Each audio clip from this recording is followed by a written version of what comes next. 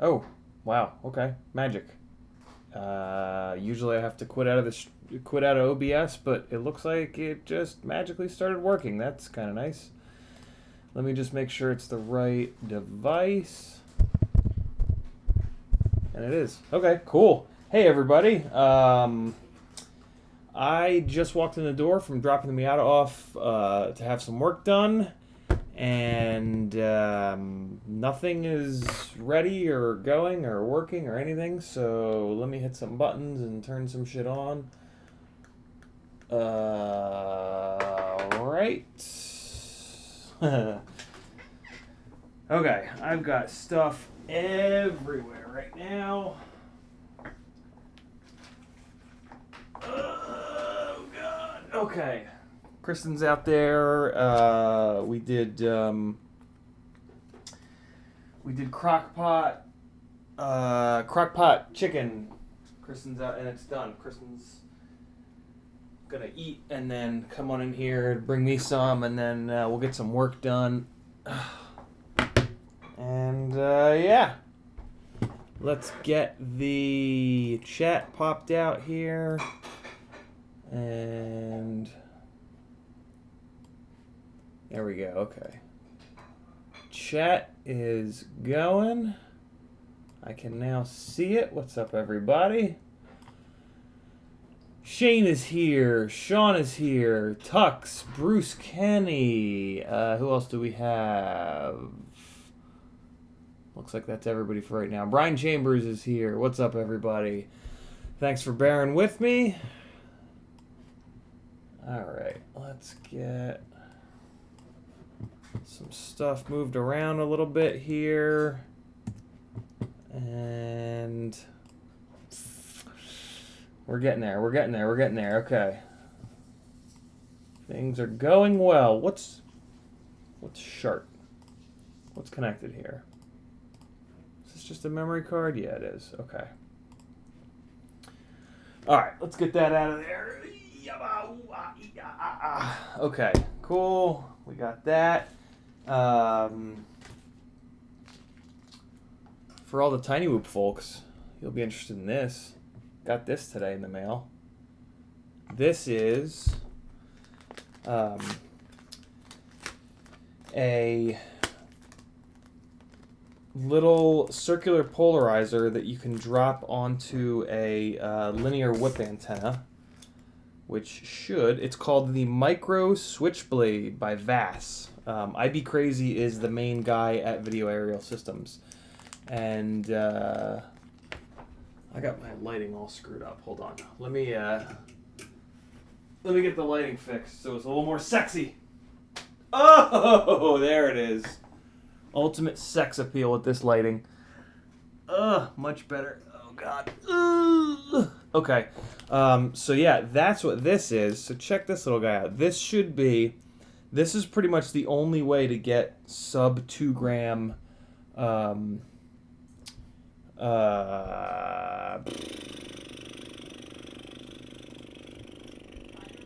words. Sub 2 gram circular polarized antenna, which really does make a difference. If you go from a linear to a CP, you will definitely notice a difference. Did they glue this down? I thought this was removable. It is. It is removable. So this is also cool because, so this guy's removable. Vass has had a full-size version of this for a while that you could just drop onto a the big ass rubber ducky stupid antennas that come with cheapo box goggles that you use once and then get a circular polarized and never use again. They had one that you could drop on there that I always thought was kind of cool, but this is even cooler. Having it, maybe it's not removable. I thought it was removable because you on the other one, you could flip it over and it would go from right to left polarization. So I thought this was the same, and it might be, but I don't want to wreck it. I'm kind of pulling on it pretty hard. Nah, it's coming. I mean, I'm never going to go left-hand polarized, so I'm just going to put it back on. But if you keep pulling on it, you can... Oh, no, you know what? It's not. It's not reversible. It even says on the inside RHCP for right-hand circular polarized. So it's not reversible, but it is removable. You could just pull on it really hard. I'd probably have to pull this shrink wrap off here to get it out. But if for some reason you mangled this, or if you wanted to use a longer whip antenna, I believe you could. I believe you could pull this little guy off and just modify. You'd have to cut the shrink wrap off of this to match this. Let me show you. It's going to be hard to show you. It's not going to focus. But this is cool. This is the antenna, as long as it works well, for tiny whoops. My little newbie drone guy is somewhere here. Here it is. Let's take a quick look at where it's going to sit. So one of the things I really, really, really like about the newbie drone brushless whoop is that they put the VTX on the main board. So all you have is a UFL on the main board for your antenna. So with this guy, I can just pop it right in there. And my question is it going to be long enough to get out the back? And it looks like it is. It looks like it's going to be just barely long enough to get out the hole here. Let's screw it. Let's try it. That'll take 1 second, and I'm kind of waiting on Kristin to eat and whatnot anyway, since the main purpose of tonight's stream is getting some more work done on her builds. I saw somebody ask about the frame. I don't know who designed that frame. The story of that frame is Jamie Ann, Little Stellar Fox, won that frame in either a race or a freestyle competition or something like a year ago. And she's not a racer, so she didn't know what to do with it. And there are like big holes in the arms of that frame, which is not a great idea in terms of strength. So she didn't want it. This is right around the time that I met her online, and I was asking her if she had any thoughts on trying to get wives, girlfriends, whatever, into the hobby. And she did. She had a lot of really good ideas, and she sent me that frame for Kristin to get Kristin started. And I sat on the frame for a while and just kind of didn't rush it. One of the big things she said is like, you know, if somebody's going to get into this, it's not going to be from you pushing them. It's going to be from them wanting to get into it. So the frame just kind of hung out for a while, and then eventually Kristin expressed interest, and here we are. So there you go. And this is like a little bit too short, so I am actually going to have to... so they made this part of the cable ever so slightly too short for the canopy on this. To get out, there's a nice big hole in the back of this canopy for the antenna to come out. So basically all I'll need to do is pull the CP part off of here, strip down one of these ones with the longer antenna, and I can just put this on a longer whip antenna. So that'll be cool. That will give this little guy a little bit better video performance, which is always a good thing. So, all right, let's see what's going on in the chat. What are you guys talking about here? Don't forget the dumplings. All right, deal. Zachary Chafin asks, what's your ideal battery rate? Great. Weight. See so many capacities with varying weight. 520 mAh 4S ranges from 55 grams to 70 grams. It's actually a really good question. I was recently talking to Nick Burns about this. I was asking his opinion on the new... Where are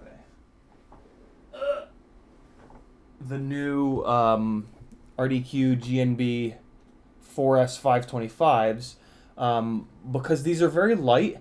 And the other interesting thing is I think these are considered HV. Yeah, so these are considered HV batteries. I'll never charge them to the high voltage. But I've heard a couple things about HV batteries. I've heard that even if you charge them to regular old 420, they don't last as long. And what Nick was telling me about is he said that these lighter ones, this one in particular, the 4S 525, he said it has a hard time with rigs that have a high amp draw, and it sags worse than the heavier ones, which I've kind of experienced myself. China Hobbyline 4S 1300s are the heaviest 4S 1300s that you can find, but man, they do not sag, and they are incredibly durable. It really feels like the heavier a battery is, the just the more capacity it has. That's kind of obvious-ish, but they also seem to be more durable and more resilient and sag a little bit less when they're physically heavier. And that's exactly what Nick was saying. He was saying that even the 4S 450, that's heavier than this 525, doesn't sag as bad as this guy. So that's super interesting. I have both. I will test both and have some opinions, I'm sure. So yeah, good question, Zachary. I mean, I think you should just pick the battery that kind of matches. What's the rig? Tell me about the rig, and I'll tell you what battery I think would be best on it. Just Fly is here saying hey to everyone. Mr. Tux, we talked about the frame. Shane mentioning the switchblade, or whatever the hell it's called. Switch twat? I don't know.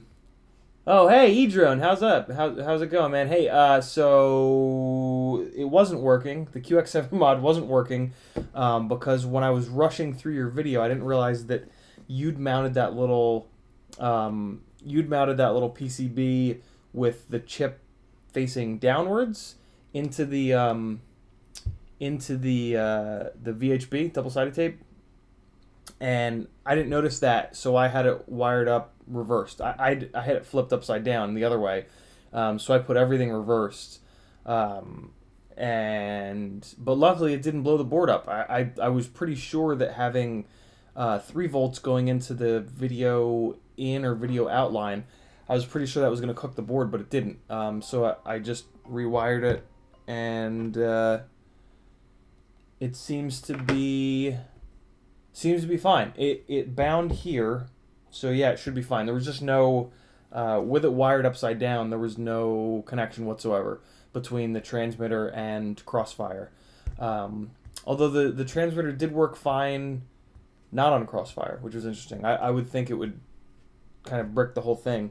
But yeah, it was only on the, it just had no communication with the Crossfire module itself. But I got those wires reversed, and it seems to be working. So I was hoping to give it a little test today, but we were sitting in Atlanta traffic for hours and hours and hours trying to get my Miata to this Miata-specific shop, R-Speed. So I'll have to try it tomorrow and see if I can notice the difference in latency. That's really the big thing that I'm interested in, is whether or not I can feel that difference in latency from going from the low baud rate of 1,000 or 100,000 or 10,000, whatever the hell it is, up to 1 to 4 basically is the way the baud rate changes when you do that mod. So yeah, man, thanks for that video. Great job on the video. Everybody check out E-Drone, Edrone. He's a couple comments up. He has an excellent video on the QX7 mod, and I'm suspecting a whole bunch more excellent videos. From how good that was and how good that tutorial was, I'm pretty sure he's got a bunch more really good stuff. So check him out. Really nice guy. I love anybody that's willing to do those tech videos is okay by me, because goddamn they take forever.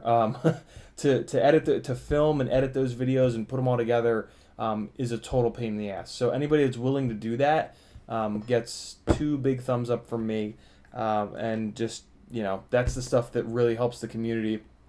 And what's cool about those videos too is they'll help like way down the road.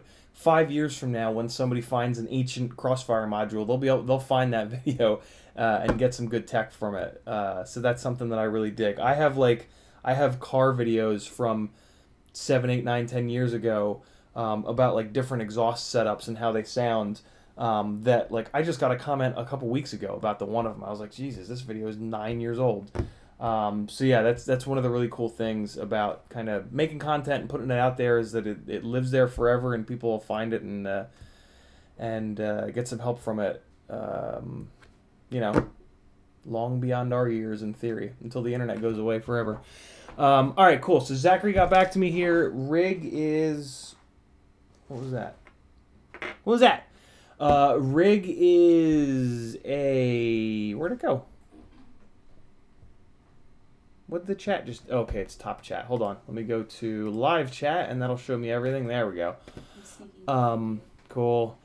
Rig is Hyperlight Tooth Fairy, 120, 110... What did I say? 120. 110 gram weight, Emax 1306 motors, and wind dance props on a tooth... Hyperlight Tooth Fairy. Okay. So... Yeah, you want 4S 450s.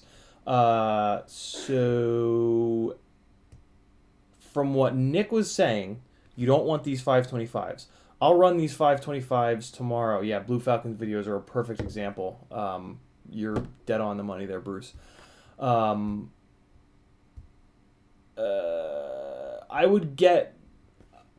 I'll tell you tomorrow. I have a rig on the 1306s. I'll run it on those 525s tomorrow and let you know. And we'll talk on Facebook.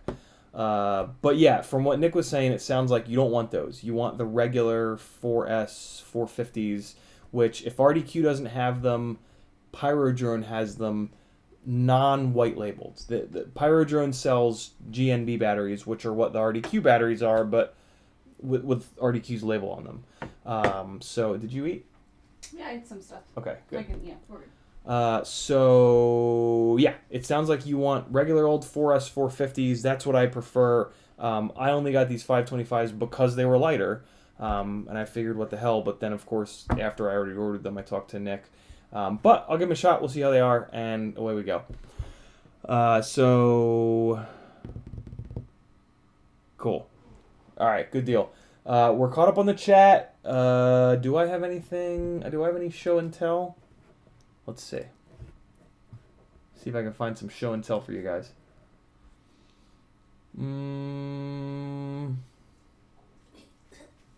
What do I got? Are you bringing a chair in behind me? I have to. Good job. Thank you. Yep. Yeah, I got some show and tell for you guys. Hold on. What's this?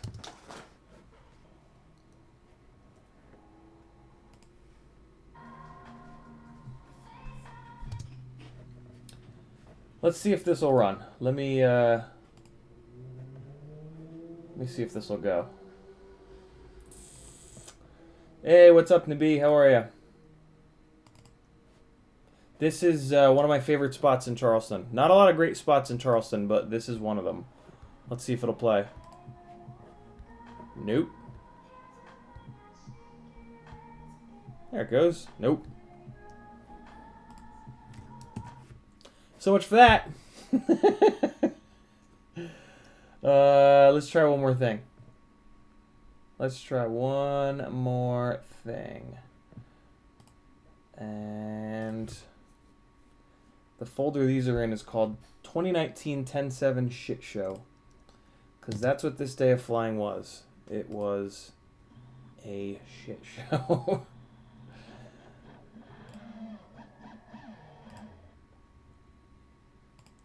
Nah, I showed you guys this.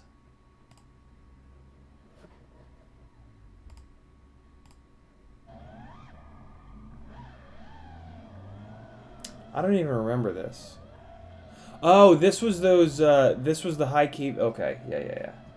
No. No, that's nonsense. That's nonsense. Here you go. Here's something I was doing the other day that was a blast. You guys will get a kick out of this. Yeah, Tux, I tried that, but then I lose the audio. There's some goddamn problem with OBS is just a goddamn mess. This isn't gonna play either. Come on, man, really? What did I film this in? This is 2.7. This should play.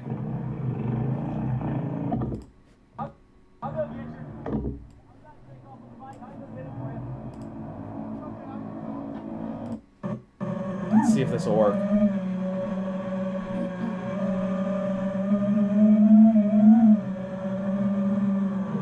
No.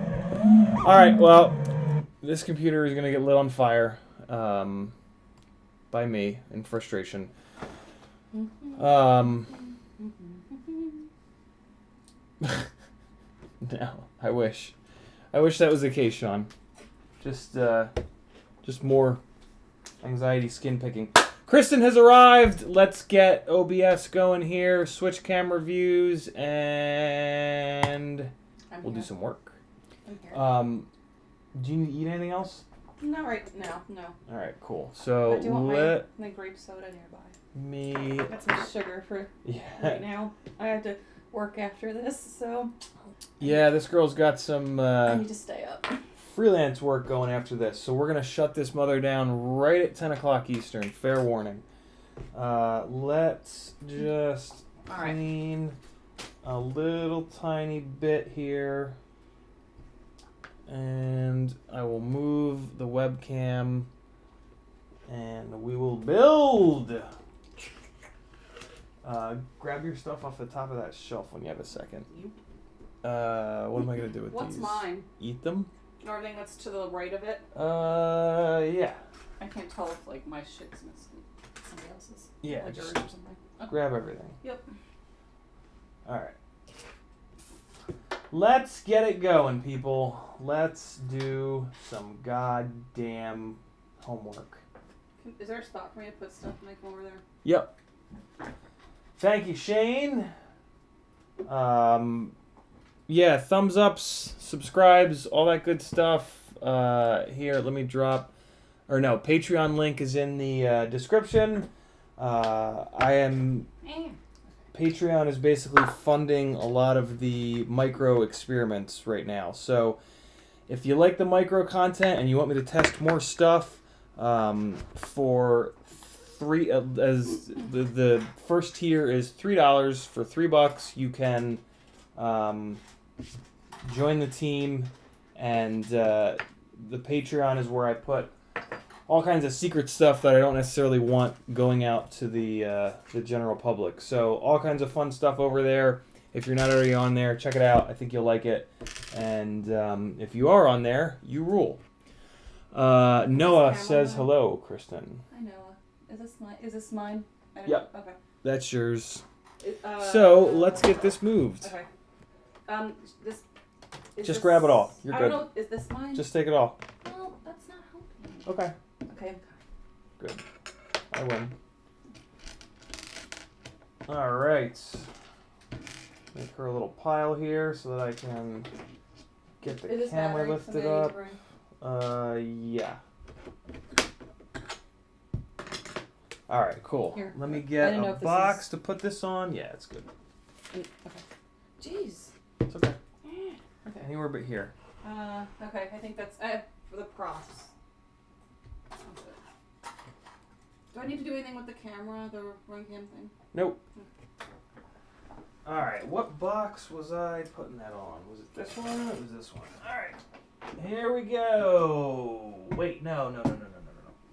I want to put this up front. That's right. I remember when we did this last time. We had a really good spot for the camera. Mm-hmm. Where we could actually see what was going on. Now we have a real camera. Yeah. All right, let's see. Let's see what this is going to look like. Alright, got plenty of cable on here. So let's go as far over as I dare. And I need to get this facing down. That's not bad. That should work. What do you guys think?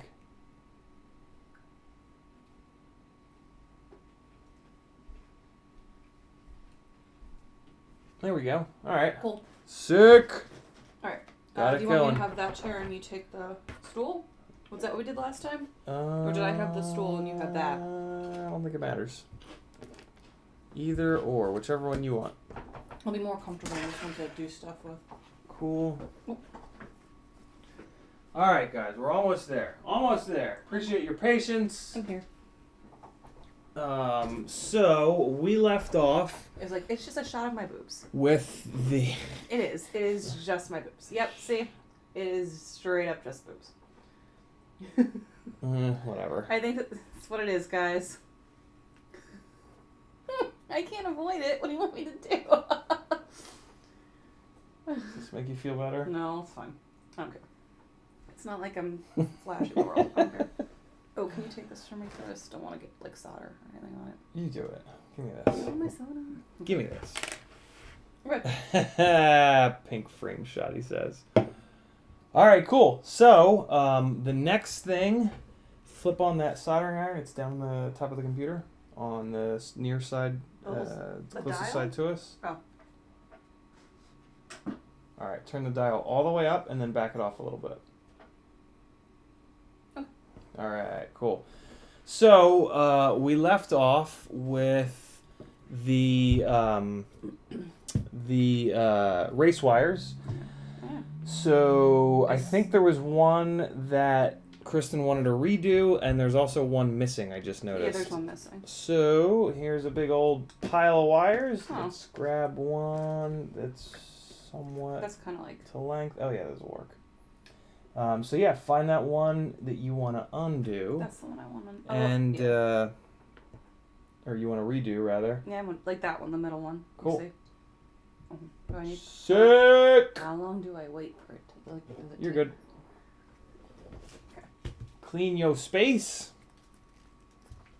And I am manning the chat, so let's see the questions because I can actually just like read it the whole time this Do you remember time. if I had my glasses on last time? I don't remember. I think it's... I just don't remember if it was kind Alright. And of... do I have... Okay. yeah, we got stuff out Where's of my there. solder? Is that all I have? Get some freshy. Is that all I have? Get some fresh.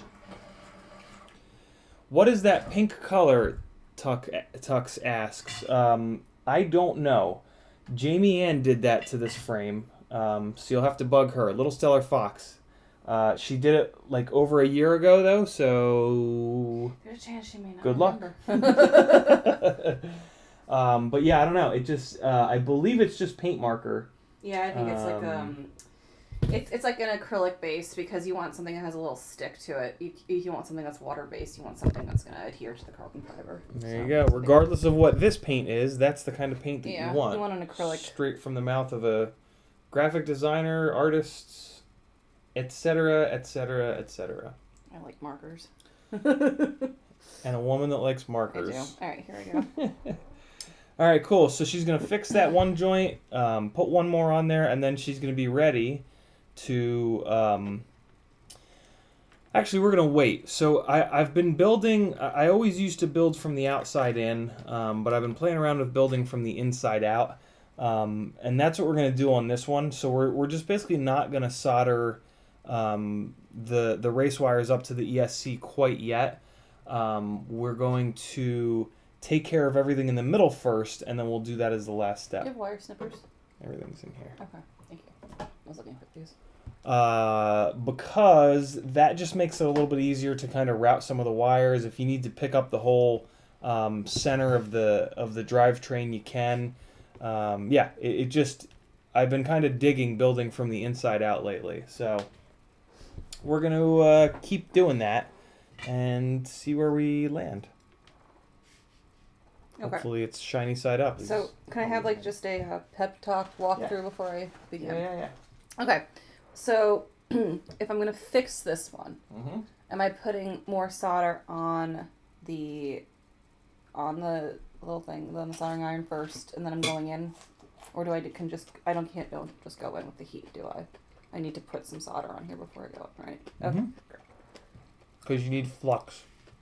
Oh, So where's you that can pen? do that with the flux Yeah, I was pen. going to say, should I grab the pen? But I just use solder because there is flux in the solder. Okay. Because I vaguely remember you saying that. Okay. So that's the chicken, and then I made French onion dip. Yeah, chicken's really good. It's probably going to get better that's sitting in there, so. Here. We'll do this. Are we holding me down? There we go. We're taped. We're taped. All right. Let me fart around with the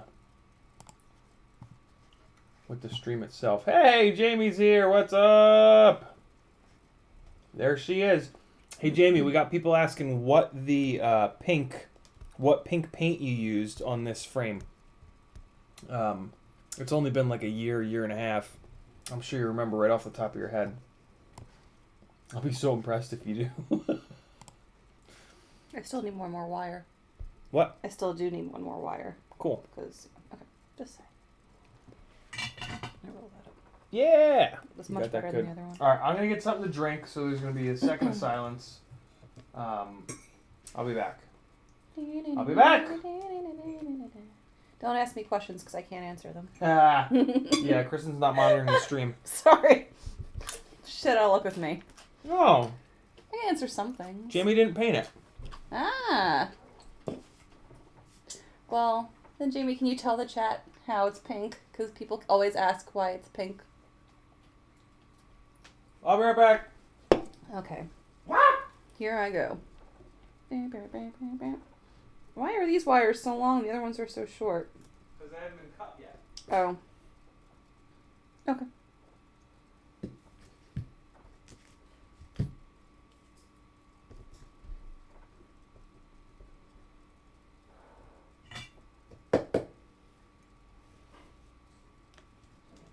Come on. Where'd it go? There it is. Apple juice! Is that what you decided to get? Was apple juice? Oh, it's wrong angle. Alright, let's rework. I'm back! God damn it! I had to reposition. It was just not a good angle to work with. Alright.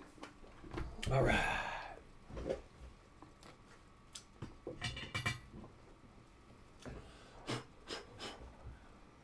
Yeah, look at her, Jamie. Look at her go. I remember seeing you comment on one of your posts that did, but it wasn't me. Ah, okay. Gotcha. Well, there you go. Who was asking? There's always someone that... Tux was asking. So, Tux, just get acrylic paint for yours. Because that's what's going to stick. According to Kristin. Let me see if I can get the webcam to focus a little farther away. Maybe if I move it this way. Nope. I want to move it the other way. Don't worry about it. Keep going. I'll take care of this. You just do work, son. Okay. Ah, there we go. Yep. Awesome. Yeah, move that tape over. What are you up to? I have to do this side Yeah. now. Oh, you got to do 2 more. Yeah. Oh, cool. That's what I mean. I have a bunch of wires. Terrific. It's going to look so fancy. Is it? Not really. So if you put the tape on, yeah. Yeah, and I also just still rotate it, and Yeah! Get it.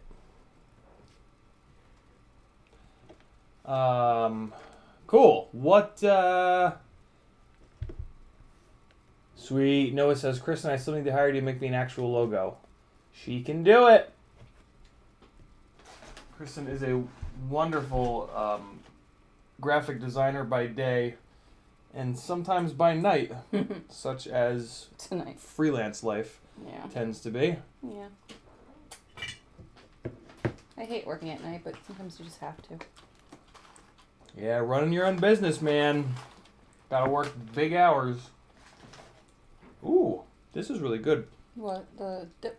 Yeah. Yeah. What is this dip? It's from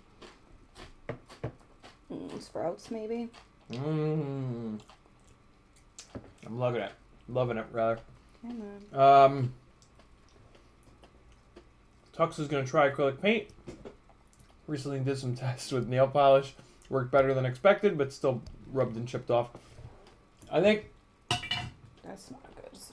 we've done a little bit of painting on these frames before. It doesn't stay if we crack. Yeah, it comes off. I mean, there's just so much energy involved in the slams that we take, and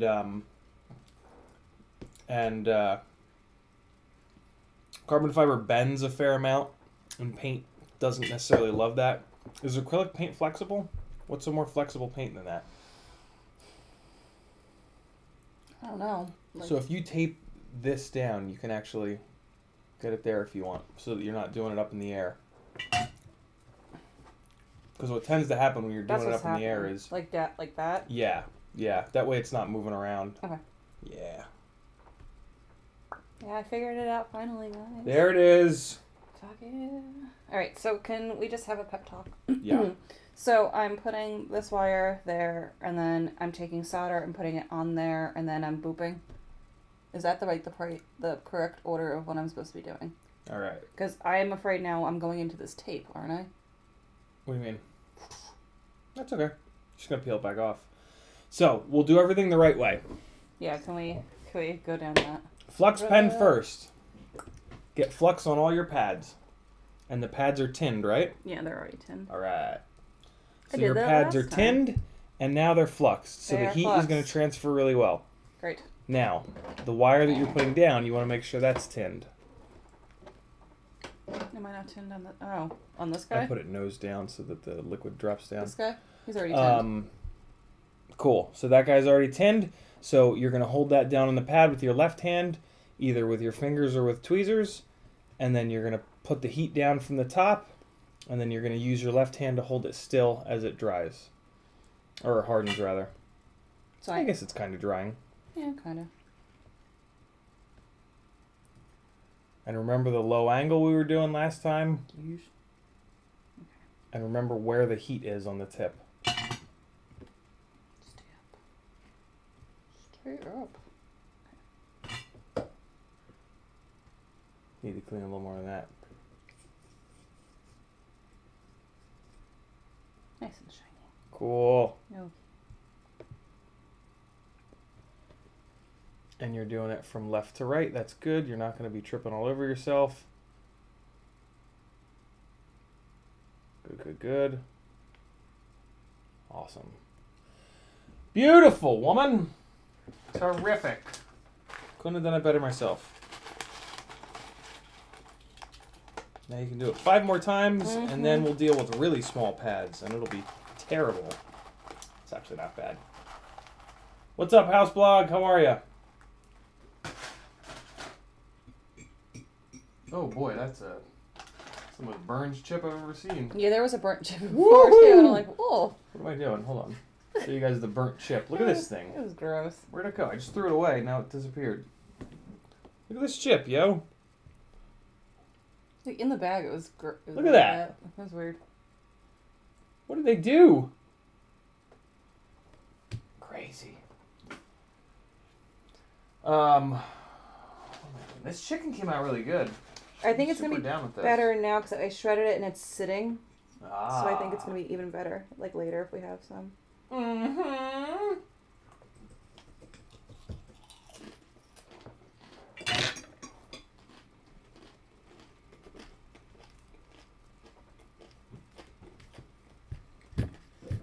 Jamie, when you coming back up here? When you gonna be around? We love you too. More importantly. They're too long. Too long. Okay. Houseblog's working on an amp. Woo! Damn, son. Guitar amp, bass amp. What you got, man? What you got? Scooter likes semi-burnt popcorn. I do too. Sick. I like semi-burnt popcorn. Carl Jr., where you at? All right, come on. More questions, people. They're just waiting for me to patiently finish the fuck up. Sorry, guys. This takes a while. Oh, man. I'm also like weirdly meticulous. Like, I'm not gonna. Okay, here we go. No, it's too fucking close. Hold on. What the fuck? This tape is losing its stickiness. Can I have another piece? It's like it's not. Not allowed. You gotta suffer.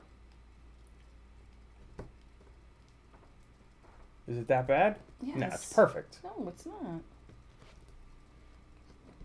Look, see? Fine. Whatever. I don't Garbage. care. No, I'll make it work. Scotch Look, electric I will tape. just keep rubbing. There we go. What? Rub. Okay. I did it. All right. All right, man.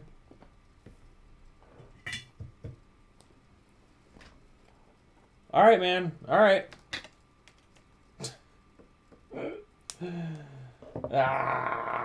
Tux is gonna fix a subwoofer. Oh my God, Yamaha RX V675. I might have had one of them. Man, I've had so many Yamaha. I've had so many Yamaha receivers over the years. It's kind of ridiculous. You have. You're Let's see what I have now. Let me see. Hold on, I'll be right back. Curious as to what I have now. 675, eh? Let's see where I'm at. Let's see where my Yamaha game is. Ooh.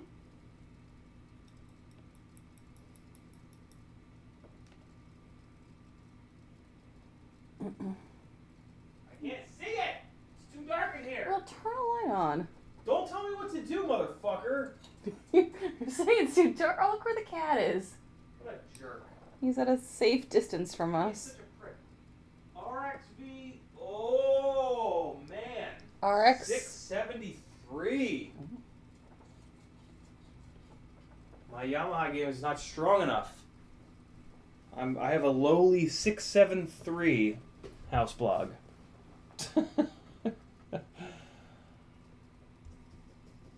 Everything's caps and consumer electronics. Oh, that's annoying. Shane asks, did you put the RXSR on the Alien? Yes, I did. He's going to be there Friday night or Saturday sometime. Very cool, man. We'll be here. And, yeah, I put it in there and flew it, and all is well. All is right with the world. Let me just make sure, though. Because that was a couple weeks ago. Let's see if there's an RXSR in there. Oh, yeah. Oh, yeah. There it is. There's an RXSR. And I got an Immortal L all set up for you, man. This thing is good to go. Got them all? Mm-hmm. How they look? I think they look fantastic. Did you pull on them? No. You better pull on them. So this one, well, you have to tell me. I have a question. These are fine. If you're in doubt, just do it again. Well, no, here's my question. Okay. So, it's kind of like here. Up there. Yeah, it's fine. You think that's okay? Look at it through the loop. Where's the loop? Where's the loop? Where's the loop? To the right. On top of the soldering station. There's a loop.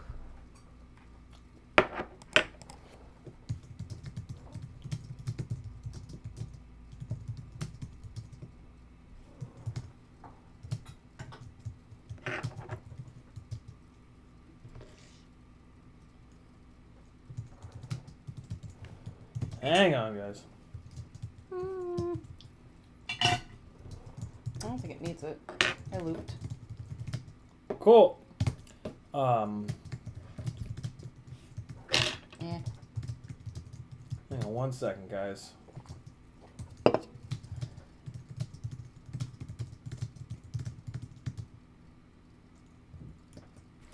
All right. So now we're gonna deal with all the other shit. So, we need. What are the things that we need on the quad? We need power, right? We need video. Yep. And we need a way of the transmitter communicating with it. So, we've got a VTX there and a camera. That's our video system. And then we've got an FR Sky XM Plus receiver for our link to the transmitter. So, didn't I save the... Alright, so that little blue sticker thing there, yeah.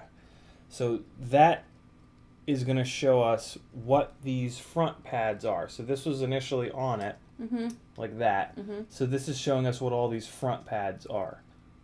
So,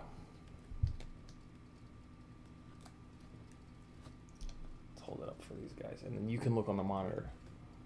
Alright, so if you look on the monitor, if it decides to focus, which it probably won't. It's trying. Oh my god! Wow, this webcam is really decent. I'm doing the beauty YouTuber trick. Yeah. So from the top down, we've got buzzer, ground, buzzer positive, a 5-volt pad, another ground pad. VO is video out. That's the video out to the VTX. Another ground pad. VI is video in. And then on the bottom there, we've got S-Bus. That's what our FR Sky XM Plus needs. And then we've got 5-volt and ground, and that's what it needs as well. So basically, what we want to do, as everything sticks to me, is... So the bottom 3 pads, right? And I'll leave this here for you. Thank you. So the very far 3 pads on this side. That is everything that you need for that receiver. For the FR Sky receiver. And now on the receiver itself, you've got 3 pads. And those... Do I? Are... God damn it, this fucking tape won't let go. You've got 3 pads, and the manual here shows you what those 3 pads are. S-Bus, 5-volt, and ground. So figure out which of those pads are which. Got it. And then you're going to tin them, and you can pretty much move the quad out. I don't think I've tin... have I tin pads before? I've tin pads. Yeah, and you can do the work on the little wood block there. Okay.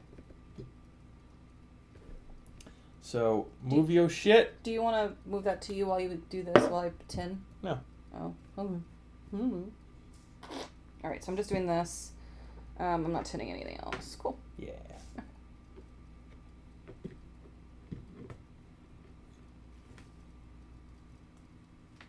I don't need to flux that. Sure you do. Do I? Flux everything all the time, remember? Thing. All the flux, all the time, forever, and ever, and ever. Just stay put. Okay. And yes, we are using race wires because it makes changing motors easier, and it also, when you get a prop strike and it prop strikes the race wire, nothing bad happens. So I'm just in the habit of using them on everything at this point, including micros. One more step, but it makes fixing the big thing is if you have to swap a motor out while you're flying, it's so much easier. It's just so much easier with a race wire. All right, so let's get caught up on the chat. Actually, let's take a bite of food so I don't die of lack of food. And we got some chicken, we got some chips in my mouth. Alright, here we go. Oh yeah. Oh yeah. Hey, Brad is here. What's up, homie? Don't move the table. Don't tell me what to do. Ha! Everybody say hi to McManus FPV. He's who got me into this hobby.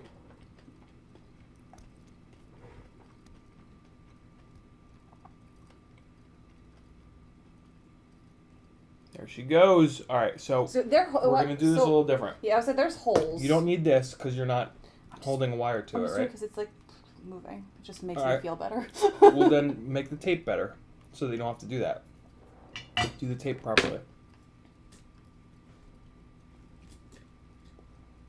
I don't know how gentle I need to be with this stuff. That's why I'm like you're going to put it on a quad and slam it into concrete at 80 miles an hour. That's how gentle you need to be. Great. Okay, so Yep. I'm here. So if it has the holes through it, I just do what I was doing before. So, when you're tinning pads, you want the solder to be in your left hand, and then your right hand is there just to provide the heat, and then you're going to push the solder into the pad.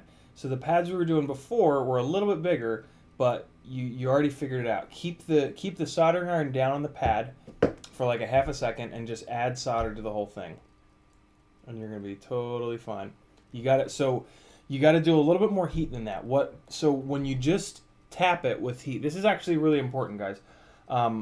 When you just tap it like Kristin just did with heat, you give it enough heat to get the solder to flow, but you don't give it enough time or heat for the pad itself to heat up. So what happens is it creates this cold solder joint because the solder itself flows, but then the pad doesn't flow with it. So the solder basically just sits on top of the pad. Even with these small pads, even with an iron up pot, you just want to put the iron down on the pad, give it like a half a second, and then push solder into it. That sequence is going to do everything all at once. Kristin did it the other way around. She added solder and then came back to it and added heat. That's totally fine, but you're putting heat onto that pad twice. That's kind of doubling the chance that you lift the pad. These are through holes, so they won't really lift. But, you know, in the interest of kind of doing it as good as possible from the jump, doing it the right way from the offset, yeah. So the other consideration with a through pad is, so she did the top there. It's probably not going to want to focus. That's okay. But you can see the shinies on the top. If we flip it over, we've got a bunch of... No shinies? We've got a bunch of... is it copper that they use for these pads? Whatever the hell it is. But we've got a bunch of that showing. So do I do both sides? Do both sides, okay. yeah. Just That's so what I was that there's gonna a ask. little bit... So you don't really have to do this. I like to do it because it puts a little bit more solder on the bottom, like in reserve. And then if, once you're putting your wires down, it'll actually pull some of that solder up to give you a little bit better of a joint. So yeah, that's just sort of a little trick. And here's some sticky electric tape that you requested. Thank you. That will not let go of my goddamn fingers. That's why it's so sticky. The other one was just, All this right, one peels. got it. All right, so we got a bunch of comments. Let me jump into them. Bring the mic a little closer here.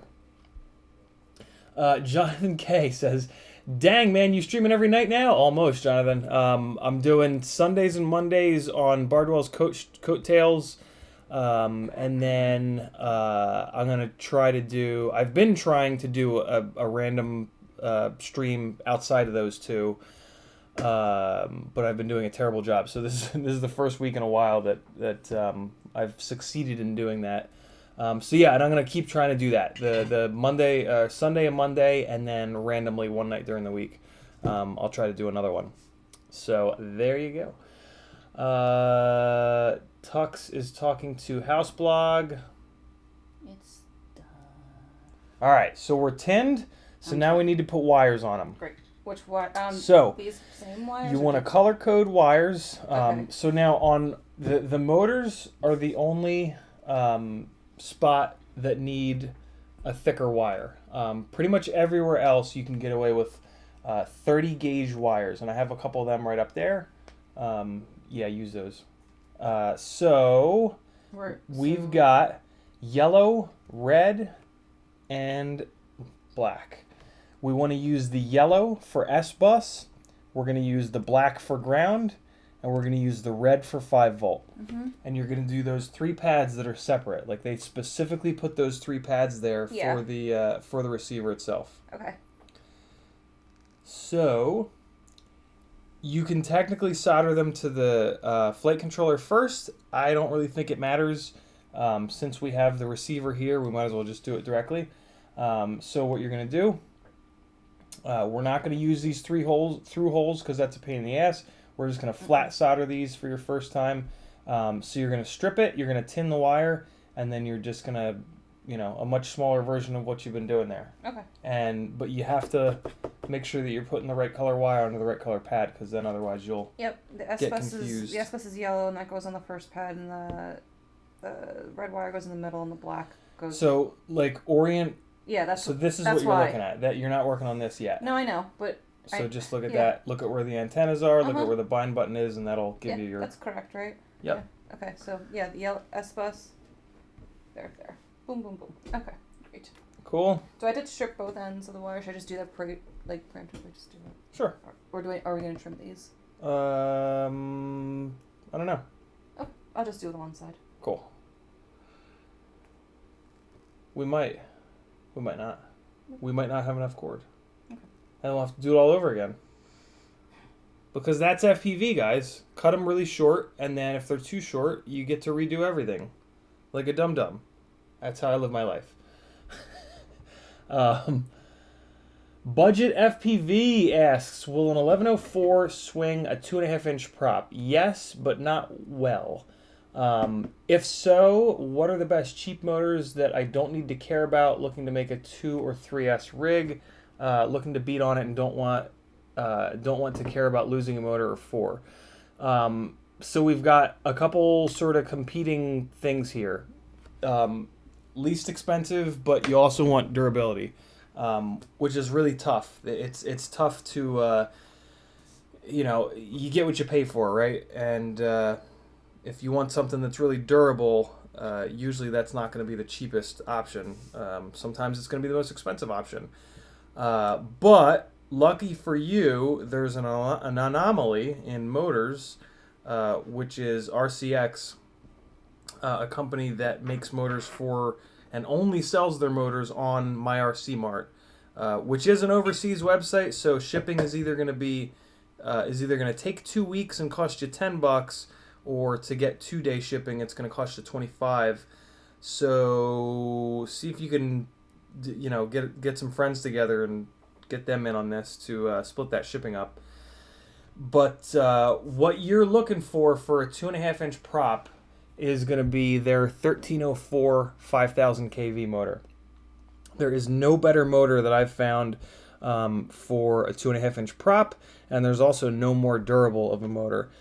If you don't want to deal with ordering from overseas, go with the SpinTech. Part of it's so small. Jesus Christ. Yep. Go with the SpinTech 1304. That's another really good option. They're stateside. It's a couple bucks more. I don't know about the durability, but I have not heard anything bad about the durability, so that's good. But so if you want a sure bet, I would go with the RCXs. Here, let me give you a link for them. RCX 1304 5000. So here's the other thing that's going to happen, though. These are only 5000 kV, so these are really going to be looking for 4S. Here's a Google link with lots of info on those motors. And the first search result is going to go directly to the motors. So, are you good? Mm-hmm. Cool. I forgot to tin. Plenty of things to forget. Yeah. That's one of the better ones. Why is nothing working? Yeah. So yeah, there you go. That's going to be my recommendation if you're really looking for durability and something that's inexpensive. Most micromotors are not durable. Finding a durable micromotor is very, very difficult. So those RCXs are a hell of a find. Shane is asking, what type of flight controller would you recommend for the CB3 frame? Thinking of having a look at B-Brain stuff. The B-Brain stuff is great. It's a little expensive. My favorite flight controller that's 20x20 for micros is the Talon F7 with the MPU 6000. And might as well hook you up with another link. Talon F7 MPU 6000. There it is on Heli Nation. So the Talon is Heli Nation's house brand. So I'm putting a link to their website. That being said, you can get it elsewhere. Pyrodrone sells it. RDQ might even as well. And it's the same price everywhere. That is my absolute favorite 20x20 right now. Another good option is the Nah, you know what? No, this is the one. This is the one you want. The other option I was about to recommend is $7 whole less expensive, but it doesn't have black box. It's an F4 instead of an F7. It's well worth the extra $7 to go with this Talon F7. There's kind of no reason not to get this Talon F7 with the MPU 6000 gyro. It is just, it's kind of perfect in a way. All right, so Spudnik is here. What's up, brother? Noah talking to Budget FPV. Awesome. Tuck's talking about the sub. Mongo FPV asks Kristin what motors those are. Damned if I know. I don't know if you guys could hear it, but she said, damned if I know. So these are motors that I traded a buddy of mine, Luke, for. They are old school RCX 2205 2350 kV. 2205 is an older size. It's a little bit underpowered nowadays, but for a first rig, they are going to be perfect. We're even going to run them on 4-inch props just to really get this thing under control, so there's a ton of throttle resolution. Yeah, that's going to be very cool. Right. VI equals 6. VI equals 6. What? Shane mentioned the skin on the camera. Yeah, that's RunCam used to do that. They used to sell their original racer with this cool carbon fiber. I assume it's a hydro dip. Yeah, there's their original racer. It's a really good camera. It's the same thing as the Sparrow, the Micro Sparrow, rather. So it should be really good. I have the Micro Sparrow in my Acrobrat, and I love it. What else we got? Everybody saying hi to McManus. Yes, pay tribute to Brad McManus, McManus FPV. Pay tribute. And go subscribe, everybody, because he's a hell of a pilot, too. He's where the majority of my smoothness has come from. I used to just thrash steel style. And when Brad started flying really smooth, I was like, ooh, that's cool. I want to do that, too. So I've been stealing his smoothness ever since. Houseblog says most boards are copper plated. It is copper, yeah. Copper plated with electroless nickel immersion gold. Very cool. Keeps them from oxidizing and less flux is needed. Awesome. Good tech from Houseblog. What did you do? Did you do a thing? Mm-hmm. All right, let's see. So That's the side this girl's got I broke. 3 wires laid down.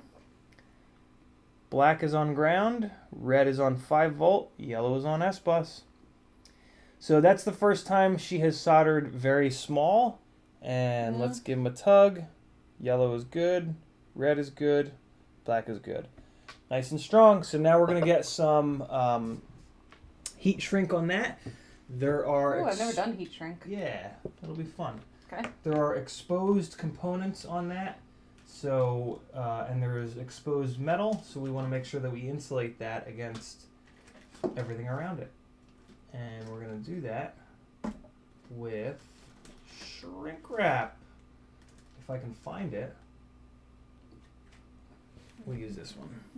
All right, so cut that to length. Just kind of like hold it next to it, and you want to give a little bit extra. To the side, right? The side. To the whole thing. Oh, to the whole thing. So put it here. All right. So what I like to do is give a little bit extra. So I'll line it up like that, so that there's a little bit extra on the one side, and then I'll cut it so there's a little bit extra on the other side.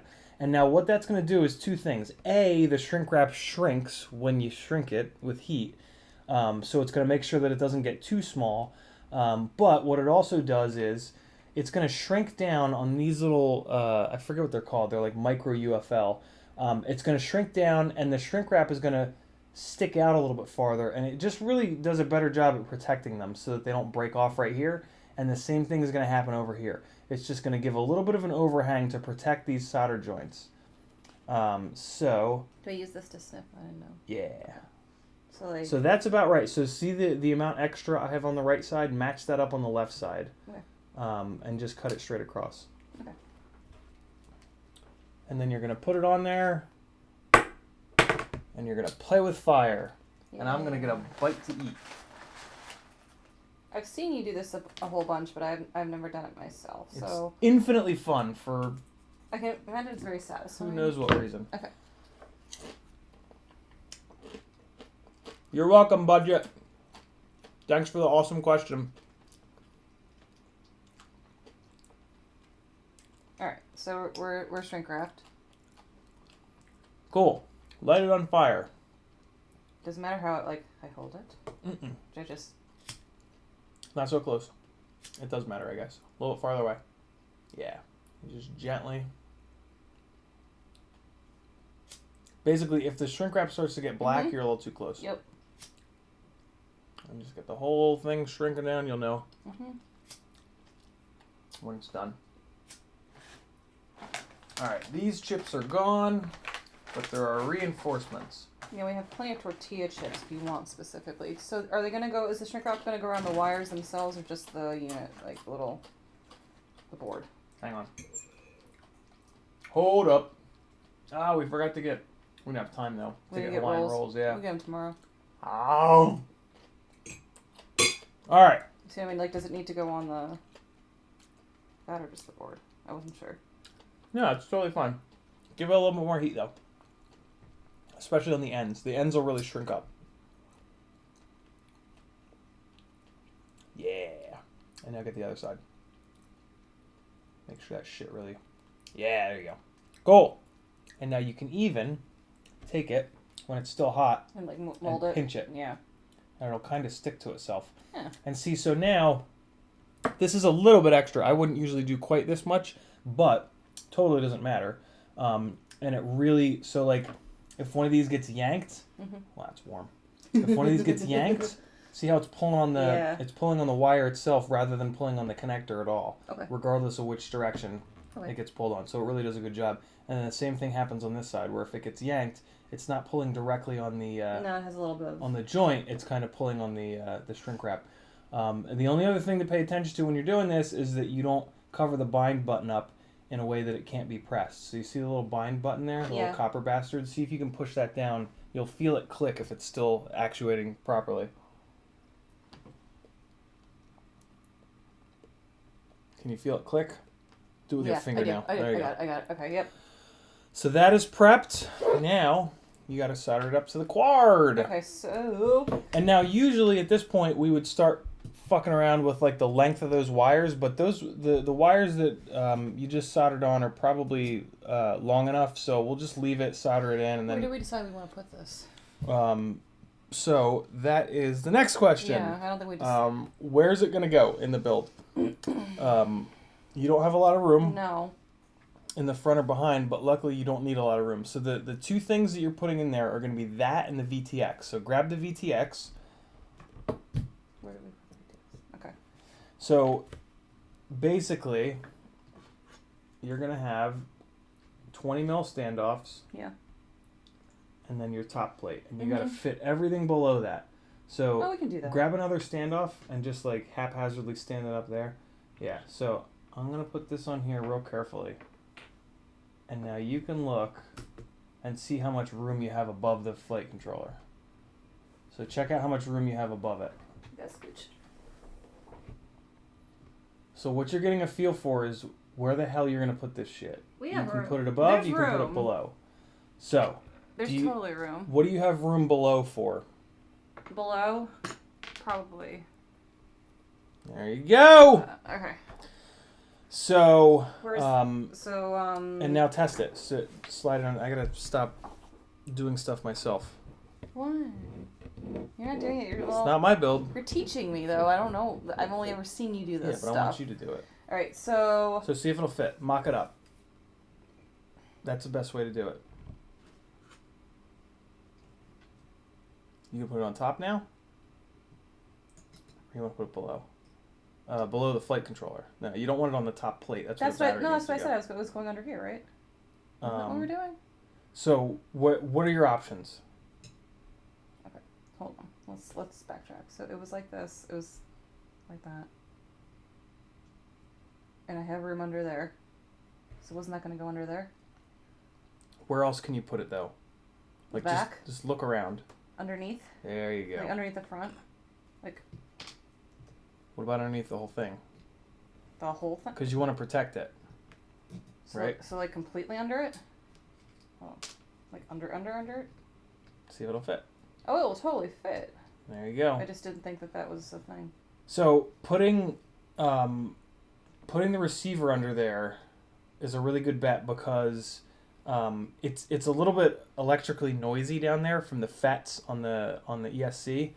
And the receivers don't care about that. The VTXs care, and they can pick up video noise and shit. So underneath the ESC or flight controller is always a really good spot for a receiver. Okay. So what you want to think of is, are the wires all going to reach, and what are you going to do with the antennas? So look at the wires. Look at where the wires are going to connect to the flight controller. Make sure that's going to be long enough. Yeah, there you go.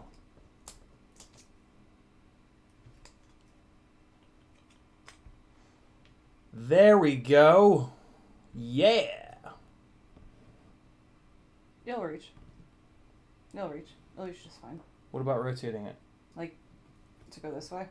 No, I don't want the antennas that way. Do I? Okay. Doesn't matter. Wherever you want them.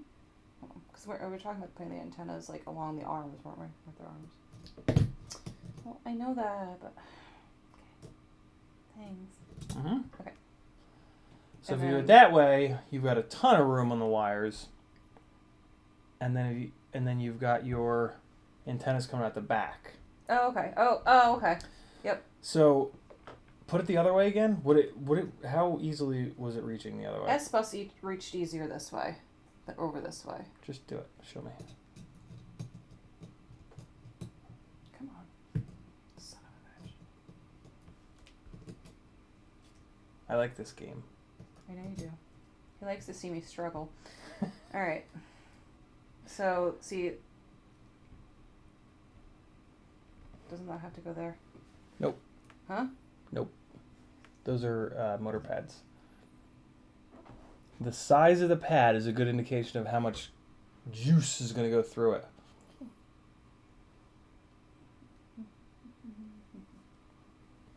So where are you holding it up? No, I'm just looking. I'm Looking not for holding- it? Okay. Yeah, I'm just looking for it. I didn't hold it up to anything. So, oh, See it? yeah, I do. It has to go this way. It's really confusing to see on the board. Why does this one just want to stay there? Here. Okay.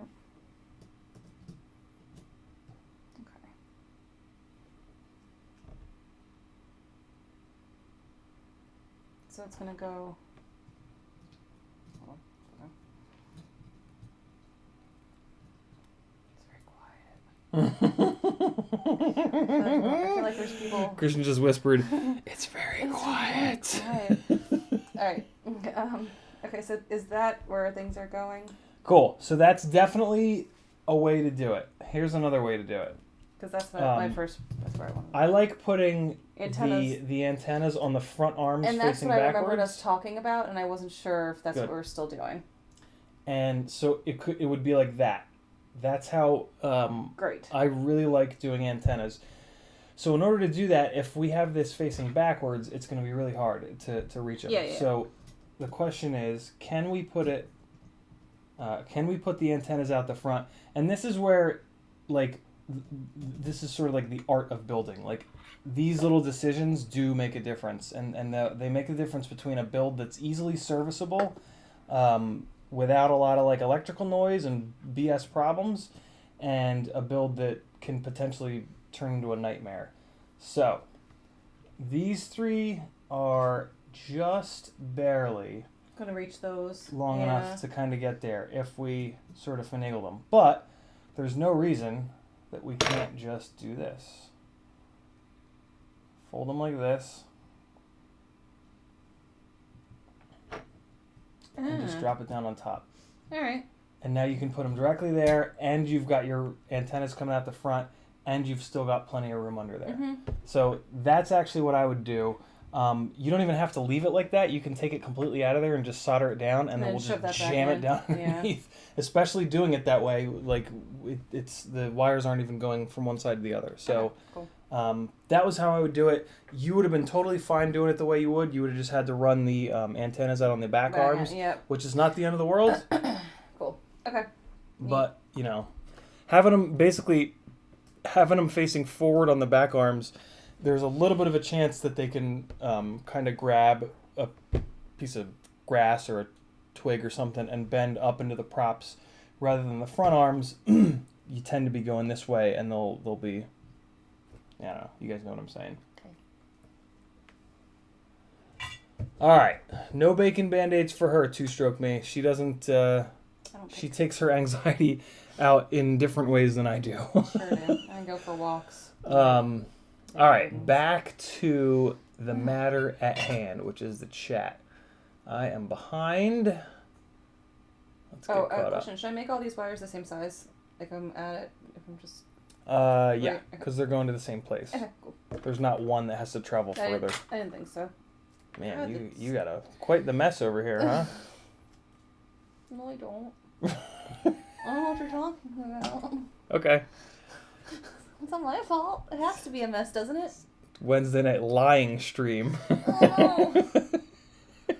Oh. God. All right. MB says hello to everyone, including ladies. What's up, MB? Sean asks, do you use race wire on your acrobats? I do. Where is it? I'll show you. On your back. The short race wires are a little bit skinnier, and they kind of fit perfectly. They really fit well. Here, I'll show it to you from the bottom, so you believe me. See, you can't see it overhanging. Okay, do I put this on the edge of the It fit wall? just right. Do I put the flux on the edge of tips on these? What? Do I put this on tips or? You don't have to. Just tin them. Okay. Yeah. There's flux in the solder. Yeah. That should be like. I want to make that a shirt. There's flux in the solder. Like no one, like there would be such a small, like little niche, like people group in the world. That Only would be the like, nerdiest of people would understand that shirt. God, your dad would love that shirt. Yeah, you should make it and give it to him for Christmas. That's gonna be Ciotti FPD merch. That's what I'm gonna do a T-shirt. Bruce Kennedy is here for the second time, and he digs the laid back atmosphere. Thank you, man. That's kind of my goal for this stream, is to be more of a hangout than like a super formal kind of thing. I would rather all of us kind of hang out than me just spout what I think is correct to you guys. If there's somebody else that knows better, I want to hear it. I don't want to just keep moving forward with my current amount of knowledge. If there's more knowledge to be added, let's add it, and we'll all benefit from that all at the same time. So yeah, thanks for saying that, man. I'm trying. That's what I'm trying for. Scooter digs flat soldering and heat shrink. Spudnik says that if heat shrink is his friend, then his friend stinks. Fair enough. 661 is in the house. What's up, my man? Shane saying that I need affiliate links. I really need to spend a little bit of time to figure that out. I can help you with that. That's what I do now. Sick. Yannick G thought quads were stupid. Or no, Yannick G's ex thought quads were stupid. She's probably right. But, Mrs. Ciotti is certainly awesome. Budget FPV. Oh, yeah, we talked about that. You're certainly welcome. Hildy says it looks good there. Scooter still needs to do that to his X4R almost 2 years later. Better late than never. Cole Hatley asks, have you guys ever thought about what Hogwarts house you'd be sorted into? I'm a Gryffindor. Kristin is a huge Harry Potter fan, so she's thought about that a lot. And realistically, I think I would go... What's the one, the science one? I think you're a Ravenclaw. Raven. You're a smarty. Arvin. I think you are Ravenclaw leans like Slytherin. I think you're kind of in that realm. You guys heard it first. You're Will Wheaton. Yeah. And that's what he is. He's a Ravenclaw, little Slytherin. There it is. Jonathan K. Didn't know to pay attention to the talons having different gyros. Neither did I, Jonathan. And I accidentally got one with the 32K gyro that I didn't want, but it still works okay. It's the good 32K gyro. If you make a mistake and you get the wrong talon board, you'll be fine. They use the good 32K gyros. But the MPU 6000 is just, in my opinion, a better choice. It just works. There's no nonsense. There's no bullshit. In theory, also, the 32K gyros, since the internals are vibrating at, 4 times higher of a rate? 8, 16, 24, 30. Yeah, so they're 32K versus 8K. It's the little... There's these tiny little filaments that wiggle back and forth inside the gyros. So at 32K, those are working 4 times as hard. So in theory, it's going to last a quarter of the amount of time, just before they start to wear out and cause issues. That's the other big reason I go with the MPU 6000s, because they are fixed at 8K. The 32Ks, you're going to run the damn things at 8K in Betaflight, because Betaflight doesn't support 32K, so what's the point? So there you go.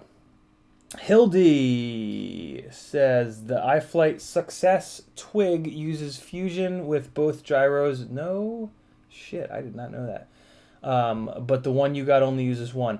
That's pretty cool. I didn't realize iFlight was doing that. The dual gyro fusion thing is kind of interesting. I'm just waiting for somebody to do it at a 45-degree angle. I don't really understand doing it at a 90-degree angle. Mainly because inside the gyro, they have those little filament jobbers rotated at a 90-degree angle already. But I don't think they have them in there at a 45-degree angle. So, yeah, I'm super interested to see that sensor fusion setup, but I'm not going to do it until somebody does it at a 45 rather than a 90. Right. Houseblog says another receiver saved from the trash pit. What were we talking about, Houseblog? What words? Bruce Kennedy says end the bind button. I forget what we were talking about, but I know we did talk about bind button. Good shirt idea. People use flux like it's the magical elixir. Indeed. All right, awesome. Caught up on chat. Let me grab a little bit more food. Let's get a little soundtrack going too. Yeah, there's something on in the background, maybe. What do we got here? What do we got over here?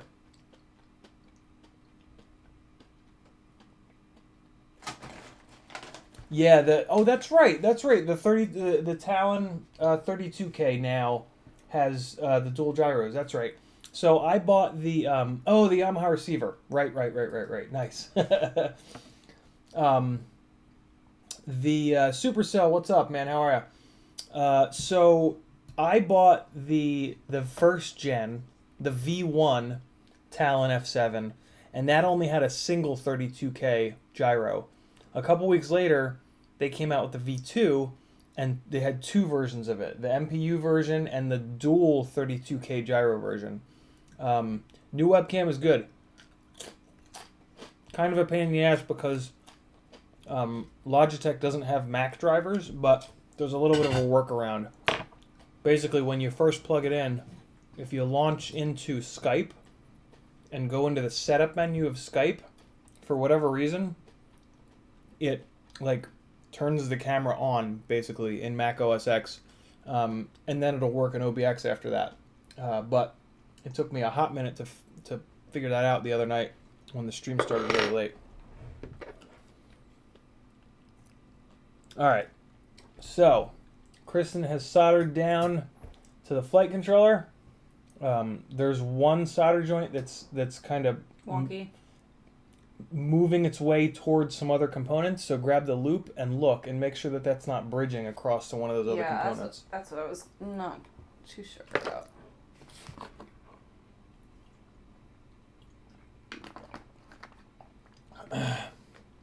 For anyone curious, this webcam is where the hell's the box? Mm-hmm. It's the Logitech that's $70. Here's the box. It is that's not the box. Whatever. It's the $70 Logitech.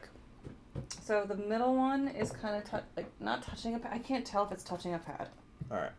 C920.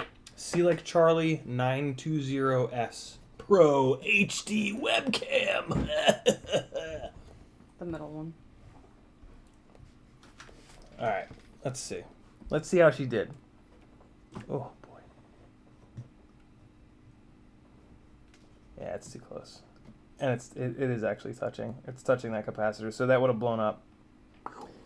So I would have blown something up. The other two look really good. So yeah. So now what do I do with that one?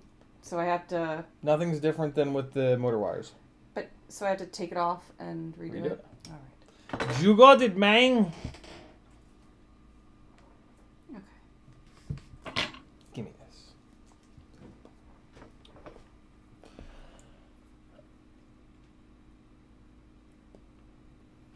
Good question, Bruce.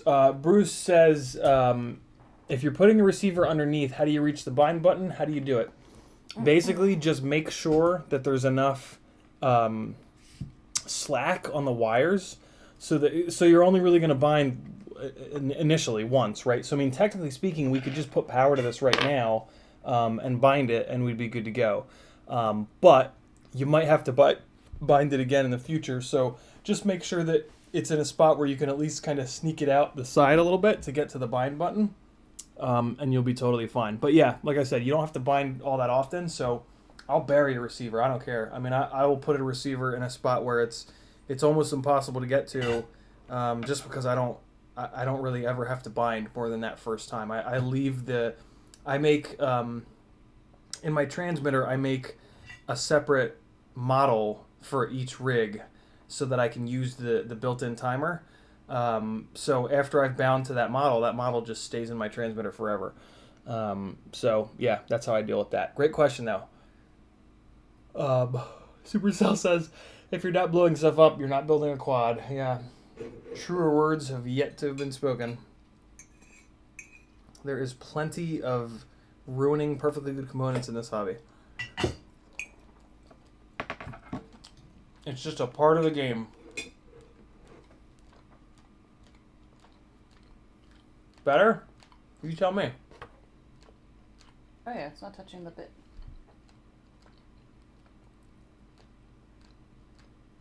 So now here's my question. Mm-hmm.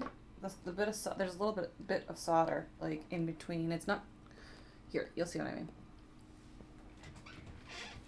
Like it's not on the pad. Easy. That is still bridged. How do I get rid of that solder? Take the wire off, and then get the soldering iron in there to liquefy it, and then Just yank it off. pull it, okay. Remember we were doing that I was afraid on the pads last time? Well, I may have to take 2 wires off. It's okay. Surprised you don't have to take them all off. That's what I usually do.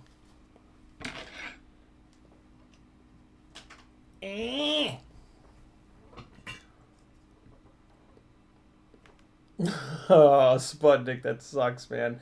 Sputnik fried a VTX today, wiring it to VBAT. I'm assuming it was a 5 volt. I've done that before. Oh, yeah. Yep. That's the game. Or at least part of the game. Yeah, let's get some copyright strikes going. What do you say?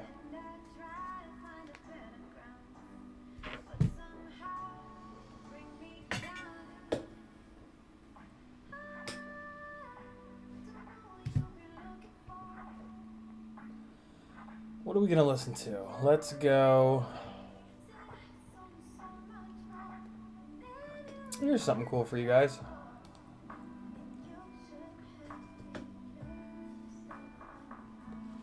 I'll give you guys an example of a Patreon only thing. Where is the button for sharing in Spotify? There it is. I put this on the Patreon a little bit ago, but there you guys go. That's a playlist that I made with a ton of quad jams on it. Oh God. Dan bricked an SD card today trying to record black box data. How did that happen? How does that work? Oh God, it's so annoying. Well, that's weird, Spudnik. If the FX3 should be able to take VBAT, even 6S. I think. What's 6S work out to? 4. No, I guess not 6S. It would take 4S. Is that did you hook it up to 6S VBAT? Is that why it blew up?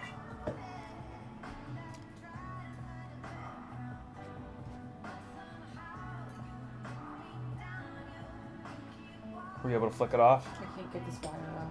Okay. I have to get them all off. You got no smoke. I have no heat. You got plenty of heat. You got no smoke. What's that mean? Add more solder? Nope. Flux? Yep. Which I can do it with solder. Yep. So, Kristin is running into a problem right now where the ground pad and the ground wire are refusing to come off. The reason that is that all of the grounds on these components are connected to one another. So as soon as you put heat onto any of the ground pads, it tries to funnel that heat away, and it just moves. It spreads that heat around the board. So the soldering iron has plenty of temperature, but as soon as she's laying it down, it's just moving that temperature all over the place and spreading it out. So that is a super common thing. Every time you're about to do a ground pad, you just kind of have that thought in your head that it's going to require more heat because it's going to want to spread that heat out. That's something that can get really frustrating really fast. fast. Though, like these got, like the two now are next to each other, are bridged. You see what I mean? Cool. So heat them both up with the tip of the iron and just yank it off. Right. Yeah, just flick it off. If you do it just right, you can get it on the first try. If not, just pull a little bit off, clean it, pull a little bit more off, clean it, pull a little bit more off, clean it. That's what I keep doing.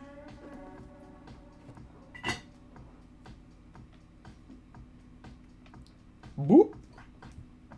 Boop. Hey. Supercell says no flicking it off in stream. Deal.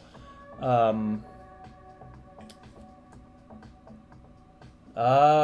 Spudnik says it might have bridged a 5-volt pad it was sitting next to. It was 4S. Yeah, you should have been fine. Although you said it was an AKK, and I've had a little bit of a rough time with them reliability-wise. So that, I mean, it very well could have been blown up from the factory, and you just finished it.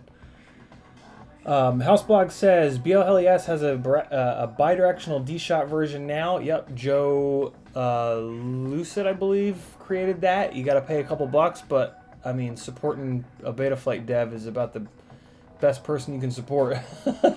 Should be able to put RPM filtering on his 2.5-inch rig. I've had it on my 5-inch since 4.0 supported it, and it's great. Awesome. Daniel has no clue how it happened. It seemed to have recorded everything from black box because in disk utility you can see it, but can't do anything with it. Can't even reformat it or wipe it. Wow, that's weird. I think I'm good. What's up? Can you just double check my pads? Yeah.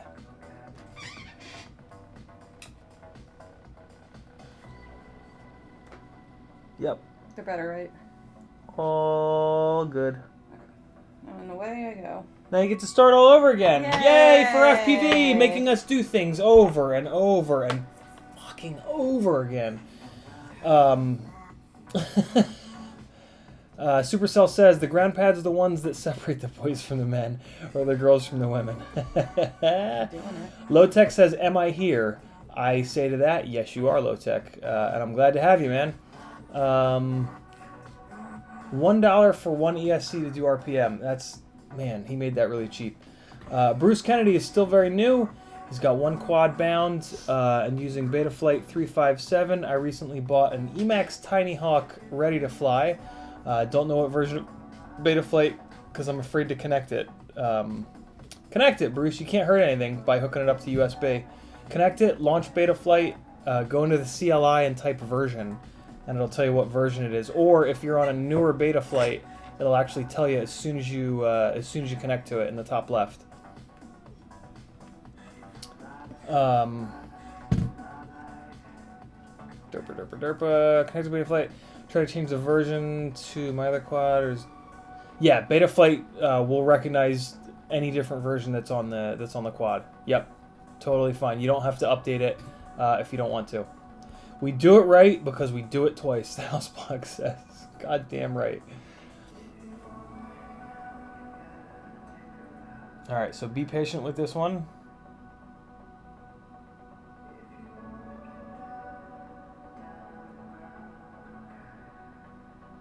Got no smoke. Need solder.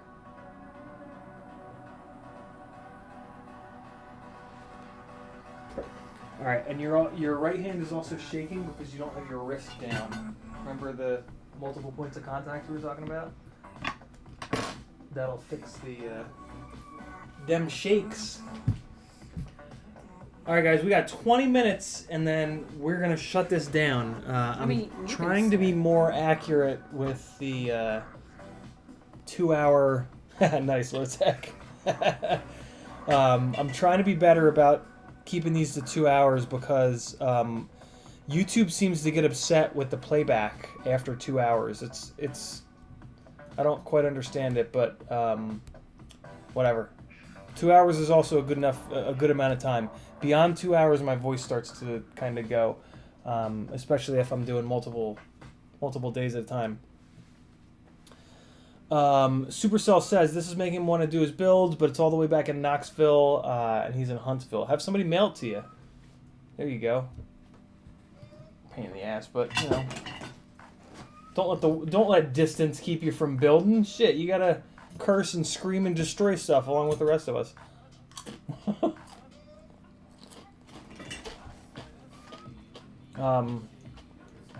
What else is going on?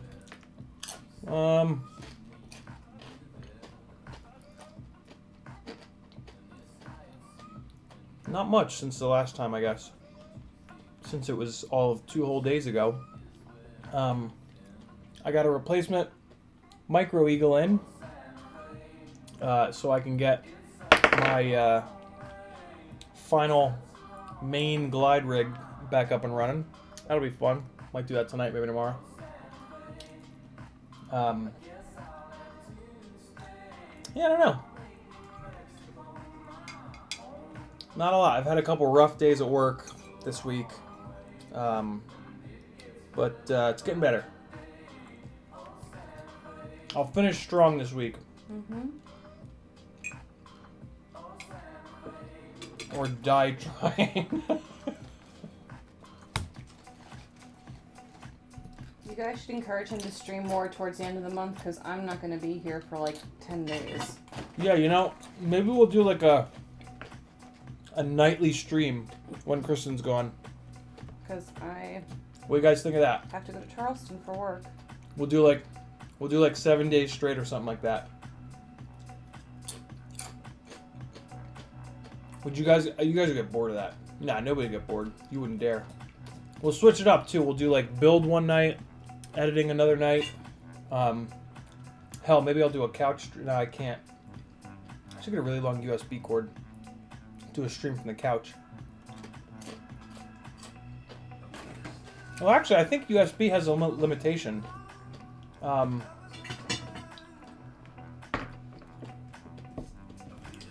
Oh man, a whole bunch of good questions. All right, hold on. There's a hot jam too. A red hot jam. This looks terrible, but I don't know if it's actually terrible. All right, hold on. I can't tell. I can't tell if this looks terrible. Usually, if it looks terrible, you gotta do it again. I can't tell.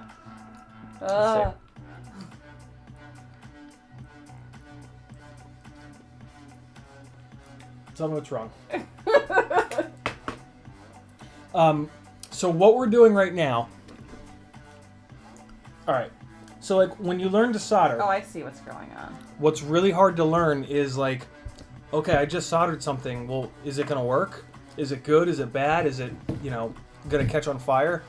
And like, that's why me sitting next to Kristin is like guys, can you imagine if, I'm assuming you all learned to solder other than maybe Houseblog. I'm assuming you all learned to solder because of quads. Can you imagine if during that process you had someone that knew what they were talking about, that could like sit with you and figure that out for you, right? But yeah, it's very hard. It's very, very hard to know, like, is it gonna work? So like you build a quad, and literally like you plug the power in. Like I hope it doesn't catch on fire. So like when you're looking at a solder joint, there's a couple like dead giveaways. First and foremost, you really want to look at everything around it. That's the biggest thing. If you think it might be too close to something around it, it's probably bridged. It probably is. Oh, I'm bridged 1,000% again. This one was, and I'm glad that Kristin just said that, because that's important. It's important to have enough attention to detail to look at it and be able to go, oh, okay, I think that might be bridged, or that is bridged, or yeah.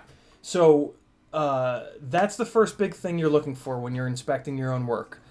Is it bridged? Is there a chance that it's bridged? If there's a chance, just do it again. It's going to save you a lot of time in the long run, not having it catch on fire. I mean, I'm on my third time now. Like, yep. What am I going to do? She's gone for 3. I've gone for 4 and 5 before. It's just... This is also a good time to think about maybe just, like, hanging it up for the night.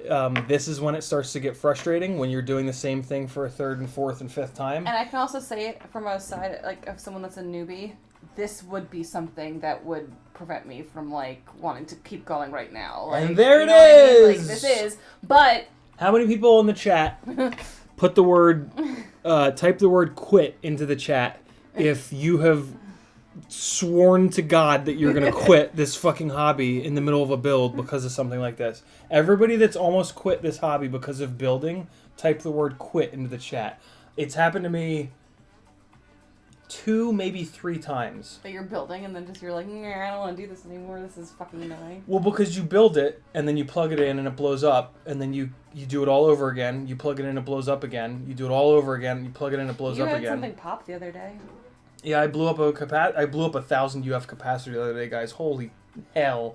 Kevin blew one, or Stingy blew one up at Rampage. I'd never seen one go before, and like it shot sparks. It was nasty. I didn't know what it was. Yeah, and then the other night I wired 1,000 UF backwards, plus to minus, minus to plus, and it blew up on the desk right in front of me. It didn't shoot sparks, but God damn, did it make a noise. Yeah, so no matter how many builds, it's always going to happen. All right. The other big things that you want to look for on solder joints, is it shiny? If it's not shiny, then it's probably a cold solder joint. And is it rounded? You shouldn't have any little gnarly horribleness. Like, most of the time, if you're kind of looking at it like, I don't know if it's good, it's not good. If there's a shadow of a doubt in your mind, you should probably redo it. The good ones you'll know. They'll be smooth, they'll be shiny, the wire will be flat to the pad, and it'll just look nice. If they don't look nice, do it again. It's either going to fail immediately, or it's going to fail down the road when you take a really hard slam. And at that point, you can lose a quad. And even if you don't lose it, you're going to have to redo it anyway at that point. So, there you go. How you doing? Oh, terribly, but I'm just going to keep on keeping. All right, so these little pads are bridging again. So that is one of the biggest problems with this all-in-one, is that the pads are really close together. But if it's really good practice. It's going back to that, like, baseball analogy of swinging with a weighted bat. So, yeah. All right, let me show you something. Did you get them unbridged? I think I just did. I think I just unbridged it. So if you need to unbridge them, let me get this as close to the actual camera. Let's see if it'll... Yeah, so these tiny little pads keep bridging. Here's the easiest and quickest way to unbridge them. Clean the tip of your soldering iron. You're going to do this dry. You're going to make sure you have some good temperature in it. You're going to put the iron as flat as you possibly can onto both pads. Give it a second to flow, and you're going to like flick it outwards like that. And what that'll do usually is it'll just define the line in between those two pads. That's what I was having a hard time, because that's what blends over It is hard to do. The solder. And sometimes that doesn't work. It seemed to work this time. But usually it does. It did. We're good this time. And you got to give it that time, because you got to let both the solder and the pads heat up, and then when you flick it off of there, it'll just take it with you. And they look good too. I can just put that on. Like Yep. they look great. Yep. So why do they keep bridging? Because they're so close. Just it's the black wire. That's what I'm having a problem with. All right. The red and the yellow have been fine. Yeah. It's this black one. All right. So the problem is the black wire is all flattened out. See how it's all flat? That was a new thing. That was this round. Yeah. Cool. I had to fix it with the red one last time. Okay. Yeah. You'll get it. You just some stuff you just have to do a bunch of times. Well, all I'm right. also seeing what happens. Chat got behind. Let's get it caught up because we've got 8 minutes. Kristin's going to give that one more try next to me. If we can't get it, that's okay. We're going to sleep on it, and the first try the next time we do it. So you need heat to flatten those back out. I'm just looking at it. That's what I use the wood for. I'll put it on the wood and then drop the soldering iron down on top of it. I was just looking at it. Okay, so Supercell asked if I've tried the new T-Motor flight controller. I have not, but I love that they put motor signal pads on it. So I might maybe get one of those. Although I'm kind of holding out, and I'm waiting for somebody to hopefully do the sensor fusion, the 2 gyros at a 45-degree angle. But I don't know. We'll see. Spudnik asked if we can recommend a good show to binge watch. Spudnik, what do you have? Netflix, Hulu, and or God damn it, Amazon Prime. Which one do you have? I'll totally give you some recommendations. Supercell got an F7 to try on his new build. Awesome. That's going to be killer for the future of RPM filtering. Jonathan K, let me know when you want to check out those Zing 1507s. Jonathan, I think you messaged me on Facebook. We'll talk on there. Alright. Low Tech only runs glides, but durability on them might just be, but is always bust. So you're always busting standoffs. They strip a lot. So here's the solution for that. Run longer screws. You just keep going longer and longer on the screws until the standoff stops stripping. I mean, you could literally get to the point where you're filling the entire inside of the standoff up with a screw. That's fine. You're going to sacrifice a little bit of weight, but you're going to get a ton of strength. So there you go. Whoop Wednesdays asks the house blog. Maybe. Daniel Maurer with the correct answer to Spudnik. Remy Tim says, Spudnik, binge Ciotti's YouTube channel. Awesome. Low Tech saying, hey, RCX motors are very smooth for the price. That they are. RCX motors, in my opinion, are the bargain of the entire hobby of FPV. They are so good. They are so cheap. Take the warranty off of them and you'll save $3 a motor. The warranty is void as soon as you touch a soldering iron to them. So what the hell's the point of the warranty? So just take it off. And they become really cheap. And they're hilariously good quality. Spudnik says he's looking for more of a fantasy mystery series. Fantasy mystery series. Have you... How old do you want to go? Fantasy mystery series. You know what comes to mind is... Well, how old does he want to go? Oh, god damn it. It's coming back soon on HBO. Oh, Westworld. Westworld. Westworld comes to mind. That's the best that I've seen in a while. That's kind of fantasy, kind of mystery. But it's HBO, so you got to have a torrent site or somebody with HBO access. Fantasy mystery. Well, think about it. Let me rip through the rest of these comments. We got 4 minutes. Rabs learned to solder messing with PlayStation and Xbox mods. Yeesh. It's an expensive thing to learn to solder on, but when the stakes are high, we pay attention. We're very careful, so very cool. You could live stream some Whoop sessions during the stream marathon. I would need to get some gear to do that. I don't have a little monitor or anything, but I think I do want to get a little. There's a little USB thing that will supposedly allow you to pull the 5.8 gigahertz out of the air into the computer directly, and they're pretty cheap on Amazon. So maybe I'll snag one of those. God knows if they work on a Mac, but whatever. Spudnik Aaron Daniel says, Spudnik Aaron is a fantasy. His flights are mysterious. They are indeed. Low Tech asks, are they the same material? I think he was talking about the standoffs. Remy Tim says hard quit. He's almost quit during builds. All right, cool.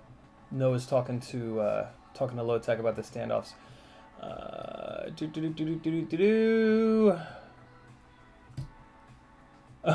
John Hart FPV says failure is a good reason to learn, not to quit. Very true. Although when the rage rhinos are rampaging, man, is that not a thought in my head. That's the reason why I still work for myself. Yeah. Donnie24 built an ultralight Acrobrat, Diatone Mamba F4, Emax 1306's Runcam Micro Swift, VTX03 by Ishin, XM Plus, 4S 650s, flies awesome, love it. Very cool. That is a super slick build, man. I think this is a great time to stop. I can see them bridged from here. Supercell blew up 3 T-Motor F45 ESCs and 2 Lux F7 FCs, 2 Revolt OSDs, the same build, just because the first flight controller was fried. Yeah, so that's when it happens. You'll have like one component that's jacked up, and then you replace everything else 14 times trying to chase it down.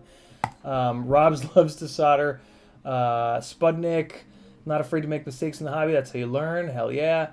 Low Tech notices sabotage and AR. I don't know what that's referencing. But I gotta rip through these. Fried the SE just kept swapping and bringing out to the next thing in line until I replace them both at the same time. Oh, Supercell, how I feel your pain and have been through the same thing. Low Tech's sabotage frame. Okay, that's what you're referring to by sabotage. Has good standoffs. Why does the glide frame not include good standoffs? I'll ask. Ask Bob. Bug him. Although I've had plenty of luck with those aluminum standoffs that he includes and that you can buy everywhere. Noah with a link. I'm actually going to open that up because I'm always on the hunt for different standoffs. Rab says, Low Tech, think I ordered a bunch of the standoffs from Sabotage back in the day just to have for other builds. Right. And... Oh, Peaky Blinders. That's a good recommendation by Low Tech if you have Netflix. Kristin and I couldn't get all the way through it, but it's a really good show. We enjoyed it when we were watching it. Back.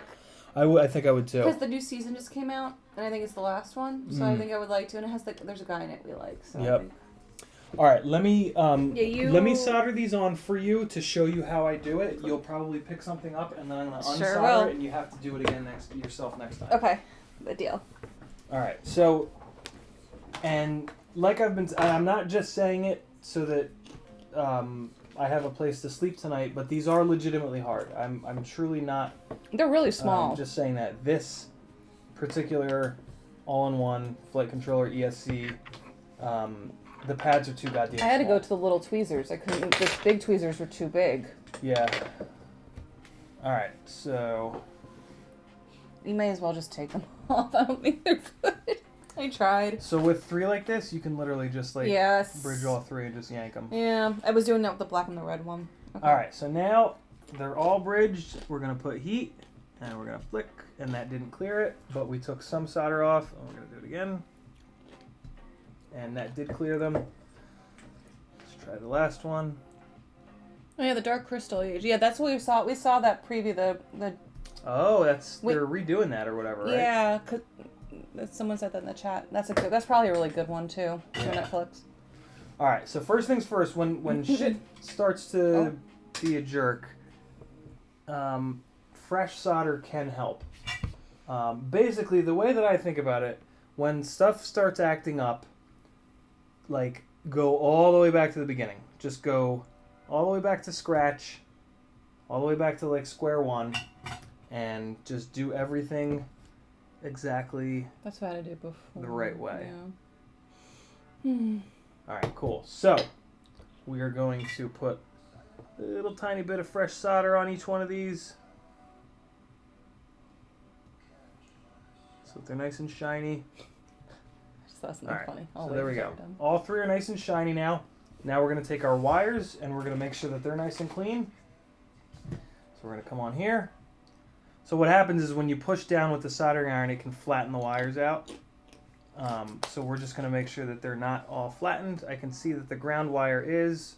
The other ones weren't that bad. But the ground was.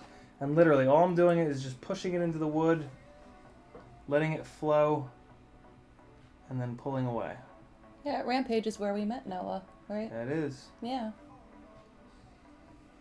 Although I've been talking to him for Well, that's where a hot I minute. met That's Noah. true. That's where you met him. All right, cool. So now, challenging pads. Can you believe it's been a year since Rampage? I can't believe it's been a year since Rampage.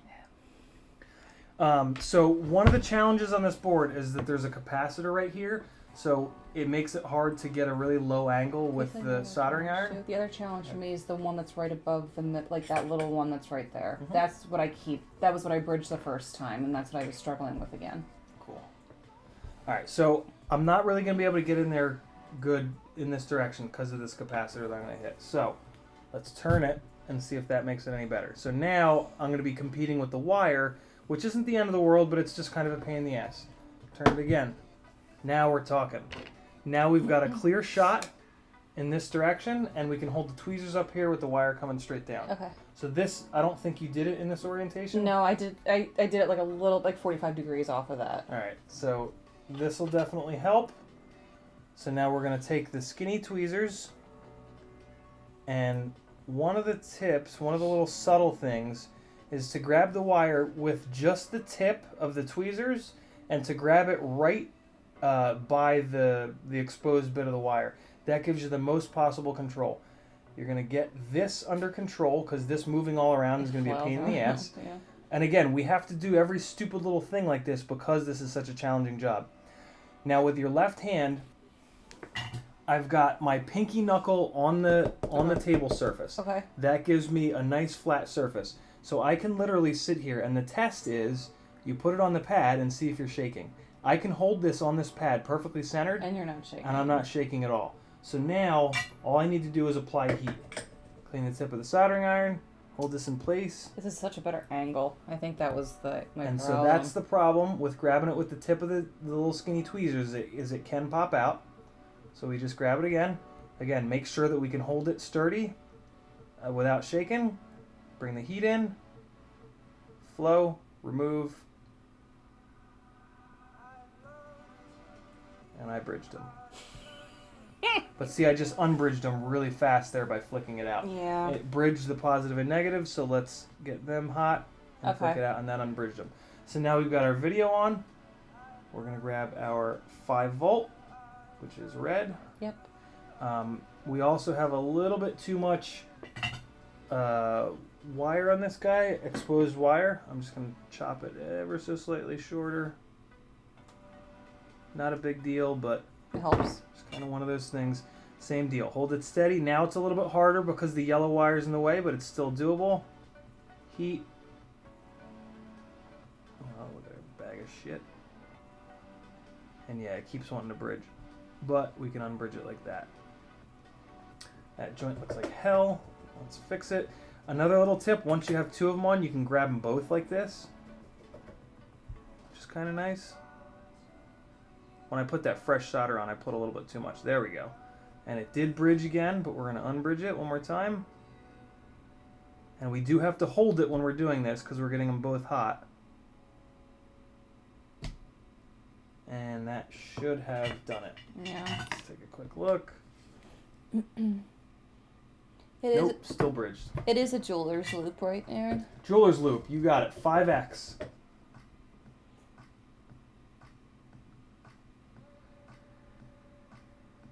You don't have to get the Bosch and Loam. Alright, let's see if that cleared it. Yep, that cleared it. The other thing with these tiny little pads is to make sure you don't have too much solder. That's actually what I'm running into on this one, is I have a little bit too much solder. When I put that fresh solder on, I got a little carried away. It gets messy, and that's when everything starts to bridge, when there's too much solder, too. I was noticing with myself. Is that correct? Yeah. Okay.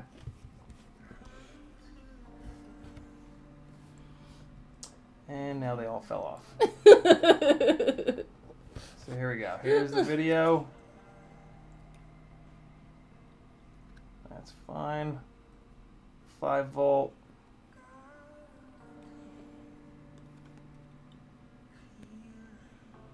There we go. That's better.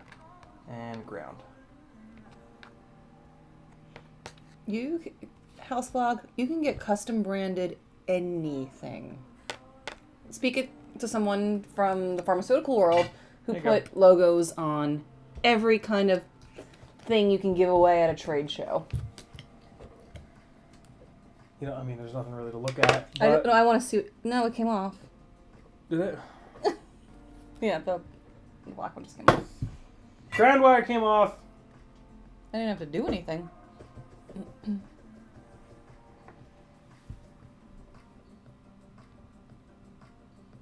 I don't understand why the black one is giving me such a hard time and should be the easiest one, because it's further, it's not touching anything. We just talked about it, remember?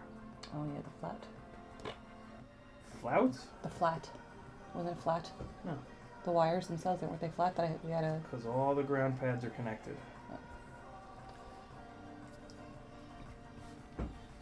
There we go. All we needed was a little bit of flux, a little bit of solder, and now it's on there.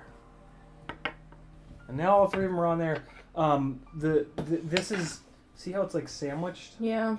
There's layers of copper, or whatever the hell it is in there. Mm-hmm. And each one of these ground pads, one per motor, I believe, and there's another one on the battery, those are all connected. Okay. So as soon as you put heat on this, that heat starts spreading out. So the heat runs away from the iron. Okay. Whereas the other pads, it's not. It's just that pad and like one little tiny trace that runs through. But the ground pads are all connected to one another. Can I see it now? There you go.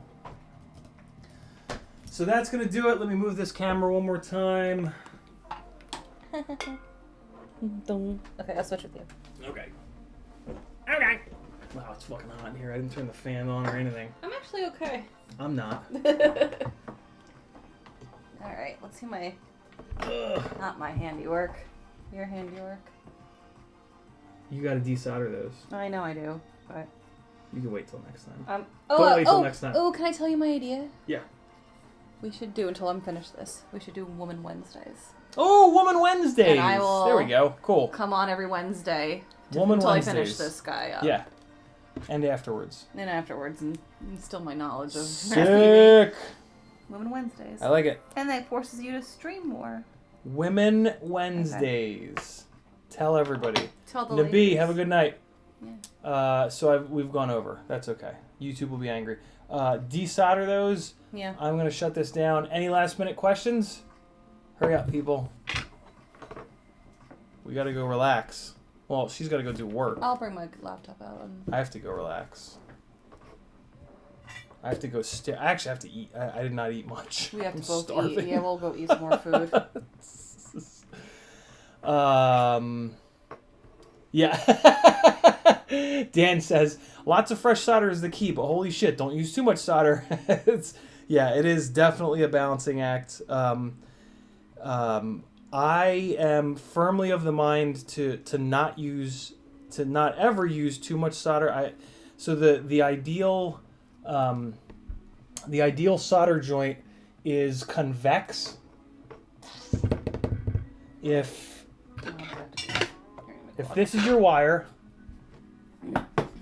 the ideal joint looks like this, not like this.